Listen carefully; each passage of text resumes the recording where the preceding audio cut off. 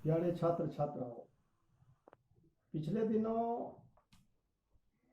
मैंने किरातार्जुनीयम के बारे में बताया था।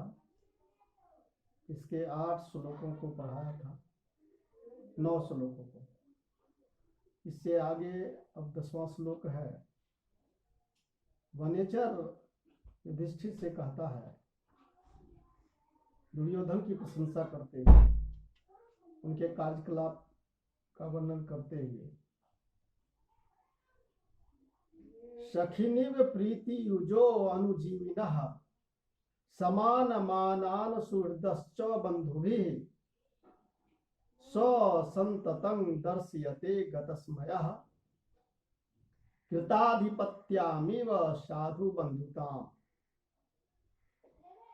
अर्थात अहंकार रहित ये गतस्मय का अर्थ होता है अहंकार रहित। तो अहंकार रहित होकर दुर्योधन सेवकों के साथ प्रेमी मित्रों का सा व्यवहार करता है। सखीनीव प्रीति युजो अनुजीविना, अनुजीवी का अर्थ होता है सेवक। तो अपने सेवकों के साथ सखिनी इव, मित्र के समान, प्रीति युजो, प्रेम पूर्वक व्यवहार करता है और मित्रों को भाइयों की तरह मानता है। मित्रों को भाइयों की तरह मानता है। समान मान सुहृदः च बंधुभी, समान मान सम्मान करता है मित्र का, बंधुओं के समान, भाइयों के समान। और फिर भाइयों का समूह जो है वे सभी अपने को शासक राजा दुर्योधन के समान ही समझते हैं। अर्थात वे समझते हैं कि वही राजा है। ऐसा वह लोक को दिखाता है, आम जनता में इस तरह का संदेश देना चाहता है। अर्थात लोग ऐसा समझते हैं कि वह उत्तम प्रकार से व्यवहार करता है। कहने का मतलब है कि जो जिस योग्य है उसका उससे अधिक सत्कार करके सबकी प्रशंसा का पात्र बनकर प्रजा को अपने अनुकूल कर रहा है। यही तात्पर्य है इस श्लोक का। फिर आगे 11वें श्लोक में वनेचर कहता है, अशक्तम आराधयतो यथा यथं विभज्य भक्त्या संपक्षपातया गुणानुरागादिव शक्य मीवान्न बाधते अस्य त्रिगणः परस्परम। इसमें वनेचर दुर्योधन के द्वारा पुरुषार्थ चतुष्टय में से 3 पुरुषार्थ का समय के अनुसार सेवन करने की चर्चा करता है। वह कहता है कि दुर्योधन ने धर्म, अर्थ और काम, इसके समय का यथोचित विभाग कर दिया है। यथा यथं विभज्य, यथोचित विभाग कर दिया है। और वह तीनों की समान रूप से आसक्ति रहित होकर आराधना करता है, अर्थात उसमें लगा हुआ है। इस प्रकार इसके लिए उसके गुणों से अनुरक्त हुए ये तीनों गुण, अर्थ, धर्म और काम, ये तीनों मित्रता को प्राप्त हुए हैं। जैसे कि परस्पर एक दूसरे को बाधा नहीं पहुंचाते, यानी अर्थ जो है काम में व्यवधान नहीं डालते, काम जो है वो धर्म में व्यवधान नहीं डालते। अर्थ उपार्जन करते समय दुर्योधन काम और धर्म की चर्चा नहीं करते, और धर्म का साधन करते हुए अर्थ और काम की बात नहीं सोचते। इस तरह से यथोचित उपभोग करते हैं अर्थ, धर्म और काम का। तात्पर्य यह है कि कब धर्म का आचरण करना चाहिए, कब अर्थोपार्जन करना चाहिए और कब कामोपभोग करना चाहिए, यह उसने निश्चय कर लिया है और उसके अनुसार समान रूप से वह सबका सेवन करता है और किसी एक पर आसक्त नहीं रहता है। यही इस श्लोक के कहने का भाव है। अब फिर 12वें श्लोक में कहता है, निरत्ययं श्याम नो दान वर्जितं नो भूरि दानं विरहय्य सत्क्रियाम प्रवर्तते तस्य विशेषशालिनी गुणानुरोधेन विना नो सत्क्रिया।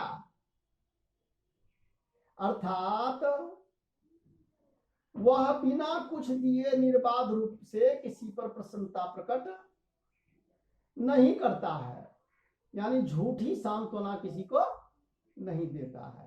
निरत्ययं श्याम नो दान वर्जितं, यहां पर निरत्ययं का अर्थ होता है बाधा रहित, कपट रहित।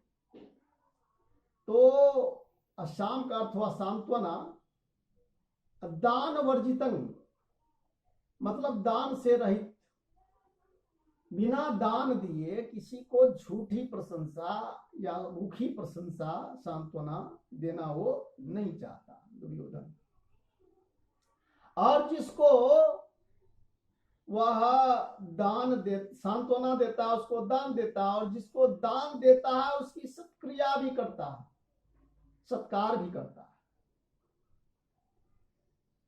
जिस किसी को शांत करना होता है अवश्य कुछ न कुछ उसको देता है, और वह जिन्हें बहुत देता है उनका पूर्ण सत्कार भी करता है, और बिना गुणों की परीक्षा किए किसी का विशेष रूप से सत्कार भी नहीं करता है। इस श्लोक में यह स्पष्ट कर दिया है कि दुर्योधन किस प्रकार जनता को अपनी ओर आकृष्ट करने का प्रयत्न कर रहा है।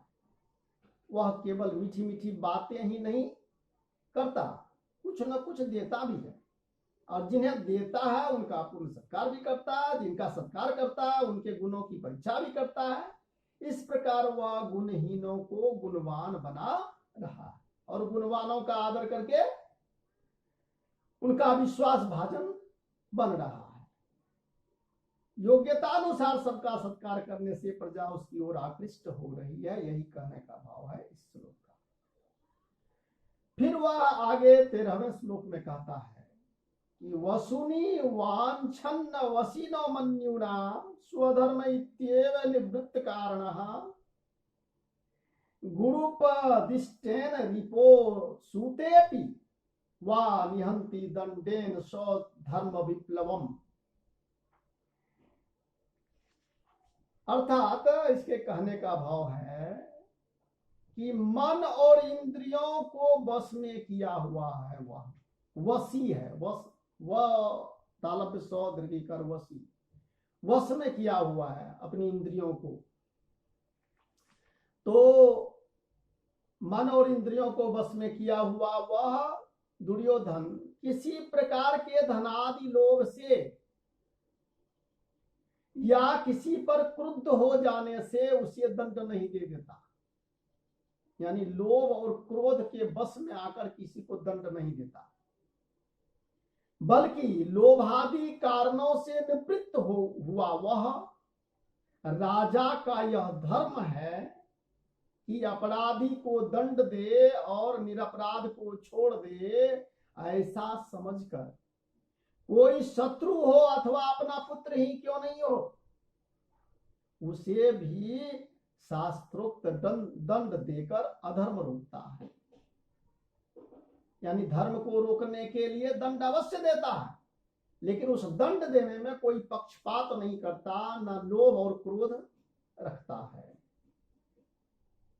इस 13वें श्लोक का यही अर्थ है। वसुनी का अर्थ होता है धन, अवांछत मतलब होता है चाहता हुआ, वांछन चाहता हुआ, धन को चाहता हुआ, अर्थात लोग मन्यु ना, मन्यु का अर्थ होता है क्रोध, क्रोध से, न लोभ से न क्रोध से, अपना धर्म मानता हुआ, स्वधर्म इति एव, अपना धर्म है ऐसा, निवृत्त कारण बिना कारण का, गुरुपदिष्टेन, गुरु के उपदेश से, रिपोह सुते अपि, रिपोह, रिपु माने शत्रु, तो शत्रु के, असूते अपि, शत्रु में या अपने पुत्र में भी, वा माने या, निहंति दंडेन, दंड से उसको प्रताड़ित करता है, देता है, स्वधर्म विप्लवम, धर्म के विप्लव को रोकने के लिए, धर्म के हानि को रोकने के लिए ऐसा वह करता है। फिर 14वें श्लोक में कहा जाता है, विधाय रक्षान परितः परेतान परेतरान शंकिताकारमुपैति शंकितः क्रियापवर्गेष्वनुजीवी साकृताः कृतज्ञतामस्य वदन्ति संपदः। अब इस श्लोक में वनेचर कहता है कि वह दुर्योधन सदा आपसे शंकित रहता हुआ है, शंकित रहता हर हमेशा, शंकित रहता हुआ भी चारों ओर से, परितः मतलब चारों ओर, तो चारों ओर से आत्मीय जनों को रक्षक नियुक्त करके, परेतरान, पर इतरान यानी दूसरों से अलग, अर्थात अपने को, अपने आत्मीय लोगों को, अपने लोगों को का विधाय नियुक्त करके, अपने लोगों को अपनी सुरक्षा में नियुक्त करके सशंकित जैसा बना रहता है। यद्यपि चारों तरफ से अपने लोगों से घिरा हुआ है, रक्षा में है, फिर भी शंकित बना रहता है। काम कराने के बाद कर्मचारियों को प्रचुर संपत्ति वह देता है, और उस दी हुई प्रचुर संपत्ति से प्रतीत होता है कि वह कितना कृतज्ञ है। चारों ओर से आत्मीय रक्षकों से घिरा रहता है, इसी से सिद्ध होता है कि वह आपसे डरता है, यानी युधिष्ठिर से, पांडवों से वह सशंक रहता है, डरता है। फिर भी अपना स्वरूप ऐसा बनाए रहता है कि लोग यह अनुभव नहीं करे कि वह डरता है। यही इस श्लोक का अर्थ है। फिर 15वें श्लोक में कहा जा रहा है कि अनारतं तेन पदेषु लंबिता बीजम विभज्य सम्यग वनयोग सत्क्रियाः फलन्त्युपायाः परिवृंहितायति रूपेत्य संघर्ष निवार्थ संपदः। इस श्लोक के कहने का अर्थ है कि दुर्योधन द्वारा जीते हुए जितने राजा लोग, नहीं उसने, अर्थात दुर्योधन ने साम दाम दंड और भेद, इन चारों उपायों का प्रजा में इस प्रकार उचित प्रयोग किया है कि उसकी संपत्ति दिन पर दिन बढ़ती जा रही है। यह तात्पर्य है।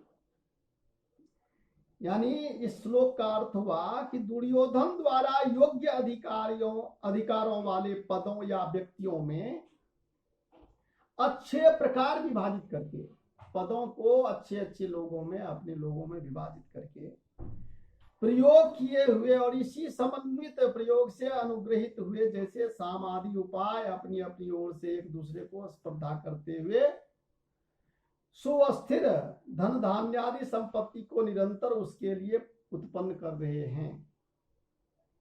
यह इस श्लोक का अर्थ हुआ। फिर 16वें श्लोक में कहता है वनेचर कि अनेक राजान्यरथा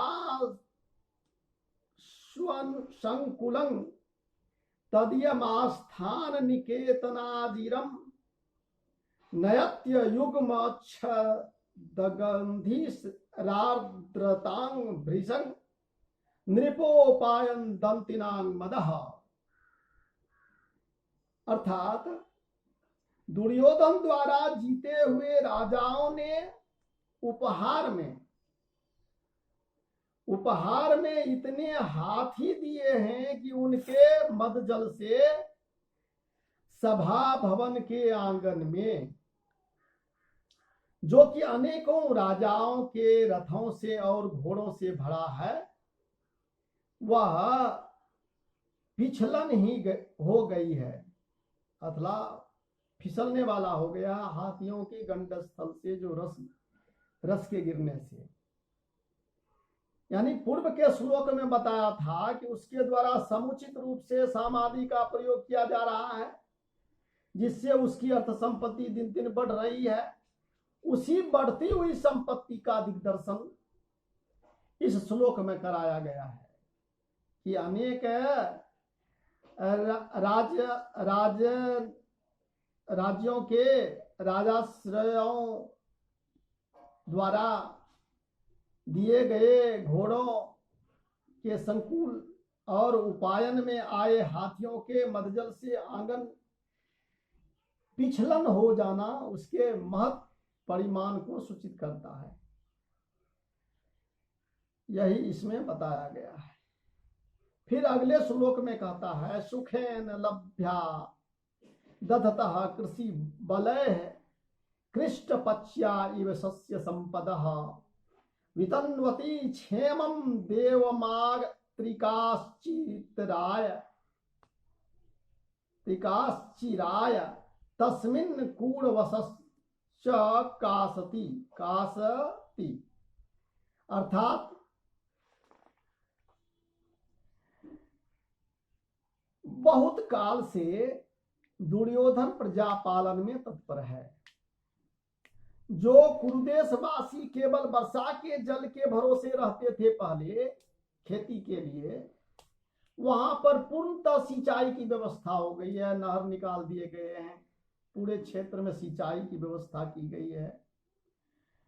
जहां के किसानों को अत्यंत श्रम करना पड़ता था पहले, वहां नदी आदि से नहर निकालकर उसने भूमि को ऐसी उपजाऊ बना दिया है कि भूमि इतनी उपजाऊ हो गई है कि बिना किसी श्रम के अब अपने आप उगे हुए, जैसे अन्न को लेकर प्रसन्न हुए किसानों से वे कुरुक्षेत्र शोभित हो रहे हैं।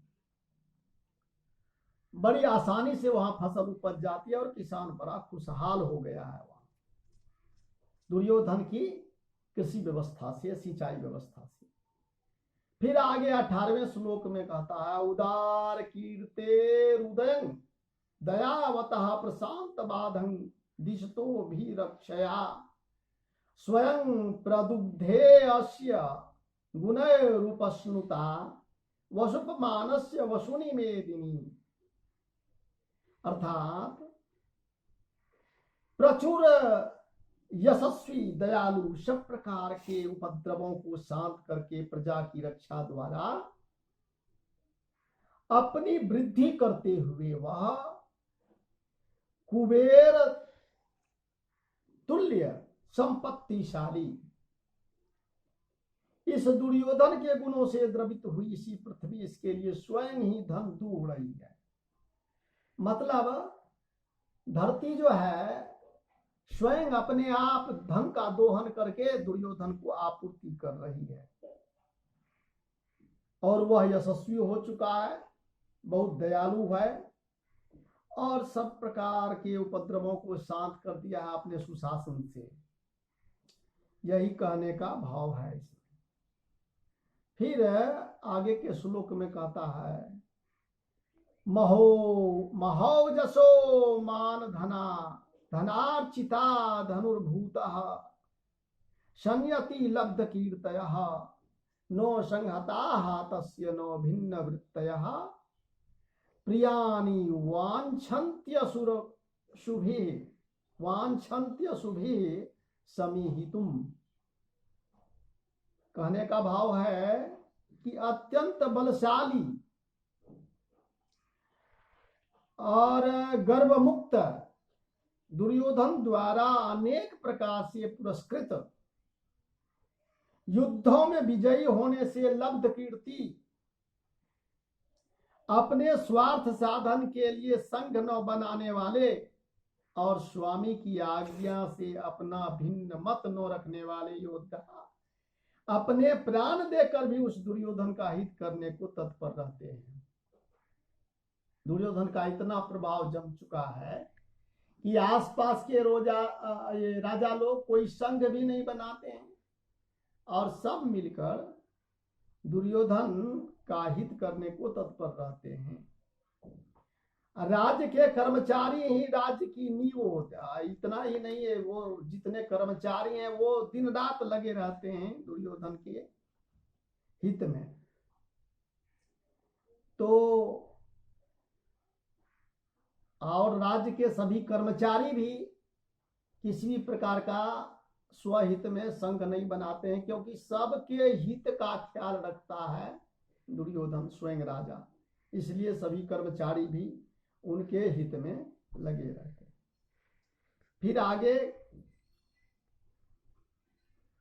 20वां श्लोक है, महीभूतांग सच्चरितैः चरैः क्रियाः स्ववेद निःशेषमशेषित क्रियः महोदयस्तस्य हितानुबन्धिभिः प्रतीयते धातुरिवे हितं फलैः।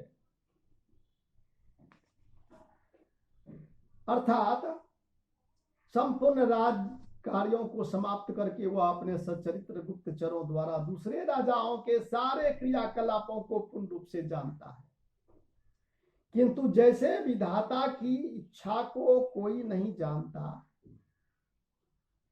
काम हो जाने पर ही वह मालूम पड़ती है, उसी प्रकार दुर्योधन की चेष्टाओं को भी प्रजा के हितकारक और महान उदय करने वाले परिणामों से ही जाना जा सकता है। उससे पूर्व उसे कोई नहीं जान सकता है। यहां पर अशेषित क्रिया का अर्थ है वह रोज का काम रोज समाप्त कर देता है, कल के लिए नहीं छोड़ता है, अर्थात आलसी नहीं है। दूसरे राजाओं की सारी चेष्टाएं उसे गुप्तचरों द्वारा ज्ञात हो जाता है। अपना दूत भेजकर सब जगह गुप्तचर भेजकर सभी राजाओं के क्रियाकलाप की जानकारी भी रखता है। ये चक्रवर्ती राजा का जो लक्षण होता है वो करता है, किंतु उसकी चेष्टाएं जब कार्य रूप में परिणत होती है तभी लोग जान पाते हैं। इसमें उसके मंत्र की गोपनीयता बताई गई है और यह राजा की सफलता ही प्रथम सीढ़ी है। जिस राजा की मंत्रणा जितनी गुप्त रहती है वह उतना ही अधिक सफल होता है। इसके साथ ही दुर्योधन अनुचित मंत्रणा नहीं करता और उसकी चेष्टाओं से जो कार्य होते हैं वे प्रजाहित और महान उदय करने वाले होते हैं। इससे उसकी मंत्र शक्ति भी प्रबल प्रतीत होती है। आज इतना ही, धन्यवाद।